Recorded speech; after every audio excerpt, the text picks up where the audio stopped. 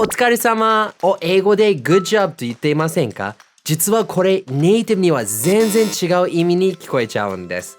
皆さんこんにちは、アーサーです。日本に来て1ヶ月くらい経った頃、終電で飲み会から帰ってきた時、隣の酔っ払いのおじさんが僕に親指を立てて Good job って言ったんです。最初はって思ったけど、後で気づきました。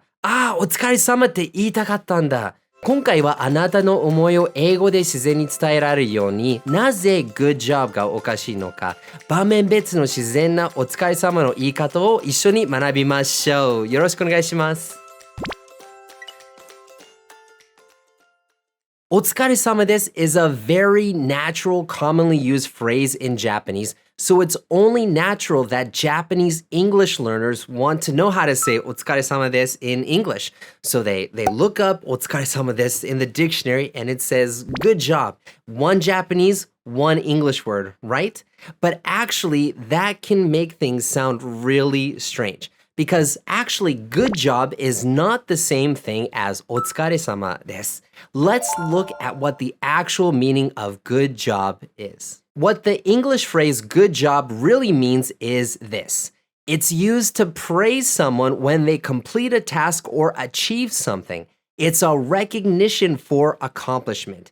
You did something well, and I'm acknowledging that. Masa, I just finished this report. It took all day. Oh, this is nice. Good job. Yeah, thanks. ちなみになんでスーツ着てないの？いや、朝こそ。And this is why it doesn't work for お疲れ様. Think about my train ride story. Good job is for praising accomplishments, right? But when that guy said good job to me on the train, well, I hadn't done anything. I was just standing there tired from drinking. And that's why I was so confused. I felt like he was praising me for what? Just existing? Being alive on the train? Well, that's not an accomplishment. Here's the thing. Good job can only be used when someone actually accomplishes something. You can't use it when nothing in particular has been achieved. Asa, good job. What did I do? You work today. Yeah, but I mean, that's just my job. いや、そうだけど。待って。なんでスーツ着てないの？It's casual Friday? いや、今日火曜だし。Here's what we need to understand. The purpose of English isn't to translate Japanese words into English words. The purpose is to share what's in your head, your 頭の中のイメージ、気持ち、情報, your messages with other people. And if we just focus on the words, we'll use English that doesn't fit the situation. It matches the dictionary meaning, but not the communication meaning. If we really want to speak English, we need to focus on the message, not the words. We need to think about what we want to say, what we want to explain, tell in the situation we're in. Because depending on the situation, the English that we use changes. And in order to do that, the first step is to think about what message does お疲れ様 actually convey? When you say お疲れ様, what are you trying to say? Well, you're not praising someone, you're acknowledging their effort, showing empathy, or simply greeting them in a work context. You want to express, I see you've been working hard, or I acknowledge we're both in this work environment together. That's a completely different feeling from good job, which is specifically about praising an accomplishment. So in the train situation, that oji-san wanted to acknowledge our shared experience. We're both tired, it's late, we've had a long day, too much to drink. And in Japanese, you'd say お疲れ様, but in English, there's no phrase for that. Because in English cultures, people tend to praise results and not just effort. So nothing is really said to acknowledge effort in a situation like that. Now, let's look at some situations where people say お疲れ様 in English and figure out what message they want to convey, and then learn how to share that message naturally in English. So the first situation is when someone is leaving for work. When someone is leaving for work and you want to say お疲れ様, instead you can say, see you tomorrow. Have a good evening. Take care. Okay, it's time to go home. Okay, see you tomorrow. Thanks. スーツ忘れないでね。What? Like I said, there's not much of a culture of recognizing someone's tiredness, their effort. So in this situation, people just use regular greetings. Now, the second situation is after you finish a project together. When you finish a project and you want to praise someone's results, we're praising the results. So there are specific phrases for that, such as, good work today. Thanks for your help. We did it.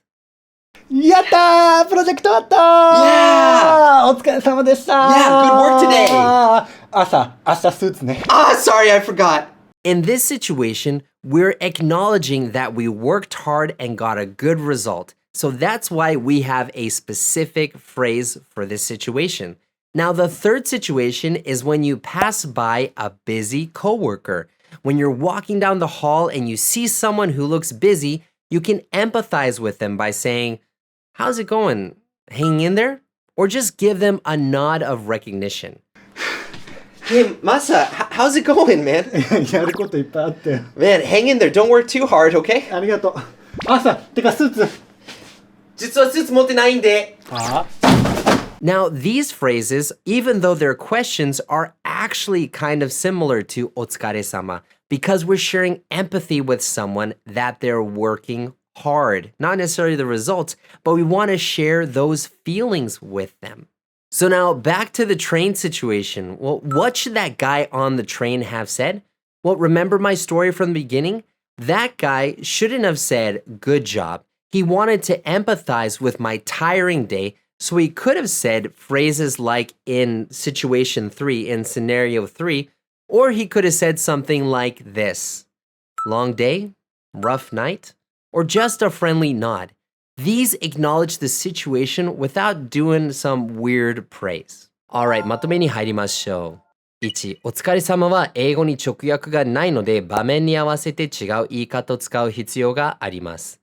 2、英語では成果を気にしないで努力を褒めることがあまりないので、挨拶としてのお疲れ様は Hi, hello, see you later, see you tomorrow 普通の挨拶と変わらないです。3、相手の仕事の成果を褒めたいときは Good work today, thanks for your help と言います。4、相手と同情したいときに質問します。How's it going? Hanging in there? 日本語を英語に訳すのではなく、英語そのままメッセージを重視して学びましょう。これで実用的な英語コミュニケーションを学びました。でも英語を学ぶだけでは実際に話せるようになるとは限りませんね。多くの方はフレーズや文法をたくさん学んでいるのに、いきなり外国人を目の前にすると頭が真っ白になって言葉が出てこないです。僕も日本語を4年間勉強したのに、日本に来たら全く話せなくて、本当に悔しい思いをしました。だから僕と数百人の生徒が実際に話せるようになって世界とつながる英会話メソッドを無料動画講座にまとめました。英語を実際の世界で外国人の気軽に話せるようになりたい方はこちらをクリックするか、概要欄にあるリンクをクリックするか、こちらの QR コードをスキャンしてください。Right here。これからも一緒に世界とつながりましょう。See you next time. Bye. 実はこれネイティブには全然違う。全然違う。